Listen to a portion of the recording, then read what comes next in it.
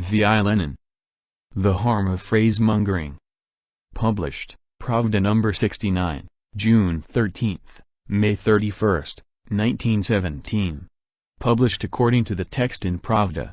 Source: Lenin Collected Works, Progress Publishers, 1964, Moscow, Volume 24, pages 546 to 548. The answers of the French and the British governments clearly demonstrate the soundness of our repeated assertions that neither the Russian, nor the French, nor the British, nor the German capitalist government can throw over the policy of annexations, and that all such promises are designed to deceive the peoples. See footnote 1. We are fighting to seize Alsace-Lorraine, we are fighting for victory, the French replied. Be good enough to comply with the treaty and fight for Russian and German Poland, the British replied. The bitter truth that capitalism cannot be reconciled to a non-annexationist policy has been exposed once more.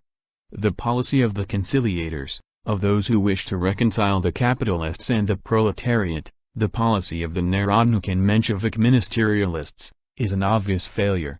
All their hopes on a coalition government have been shattered. All their promises have been exposed as mere verbiage. And most harmful of all, as far as the cause of the revolution and the interests of the toiling masses are concerned, is the attempt to cover up the whole thing with phrases. Two shadings stand out in this torrent of phrases, one as bad as the other. Rabukaya Gazeta, the organ of the Menshevik ministerialists, brings grist to the cadet mill. On the one hand, it says, on this basis, on the basis of the answers of the two allied powers, there can be no agreement between them and us. When they say us, do they mean the Russian capitalists? The theory of the class struggle is thrown overboard. It is much more profitable to spout phrases about democracy in the abstract, while trampling underfoot the elementary truth of Marxism, namely, that it is precisely within a democracy that the gulf between the capitalists and the proletarians is widest.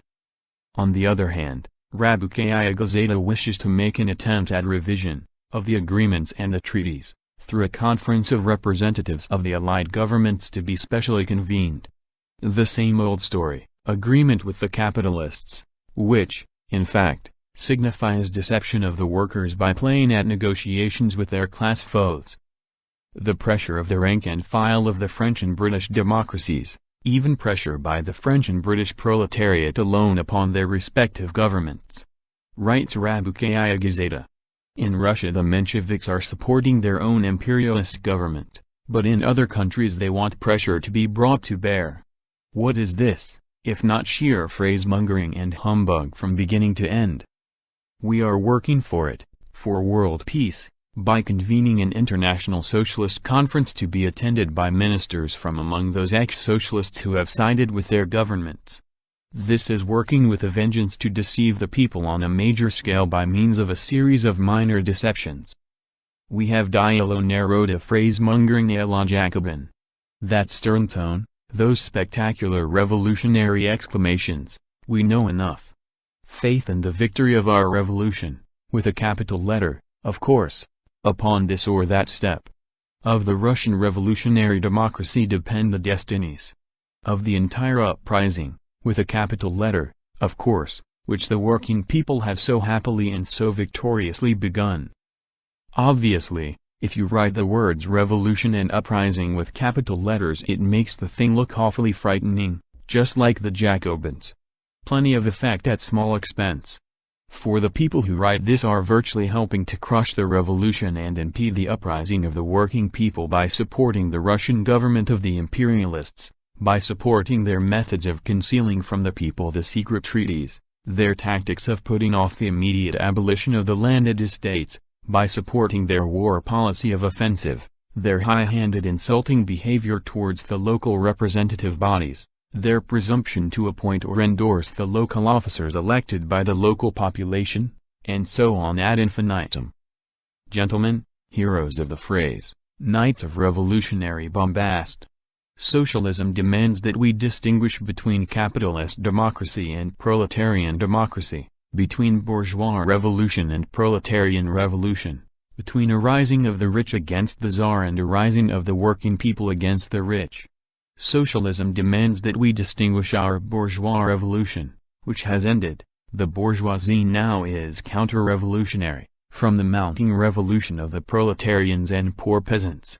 The former revolution is for war, for preserving the landed estates, for subordinating the local organs of self-government to the central government, for secret treaties. The latter revolution has begun to throttle the war by revolutionary fraternization, by abolishing the power of the landowners in the local areas, by increasing the number and the power of the Soviets, and by introducing everywhere the elective principle. The Narodnik and Menshevik ministerialists are spouting phrases about democracy in the abstract, about revolution in the abstract in order to cover up their agreement with the imperialist, now definitely counter-revolutionary, bourgeoisie of their own country, an agreement which, in effect, is turning into a struggle against the revolution of the proletarians and semi-proletarians. Notes. 1. This refers to the replies of the French and British governments to the declaration of the Provisional Government of March 27, April 9, 1917, published in the newspapers on May 28, June 10. The French note, like the British, welcomed the intention of the Provisional Government to secure the independence of Poland, and mentioned France's desire to fight in order to liberate Alsace-Lorraine and obtain indemnities from Germany. The British note tried to justify Britain's participation in the war.